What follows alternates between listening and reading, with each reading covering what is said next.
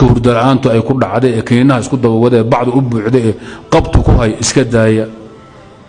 marka adkaaru noob dhammaysataan oo sariirta tagtaan saddexda ayood bilaaba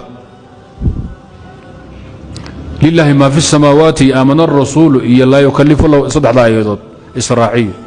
soo bilow adana dhammee ilaa aad ka seexanaysa wad hurda la garan way hadaad seexan weydo kutubahaygaad gubaysaan laakiin waa inaad darada joojisaan oo salaada iyo khayrka aad ku fiicnaataan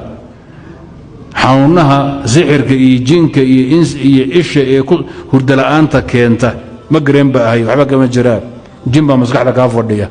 kini wax kuu tari maayo hurdo fiican heli maysid saddexdaa aayadood hal sax qaadato laba sax qaadato adigu bilow si tartiiba codka dheer hurduu tagsiiyaa niyadana ka akhri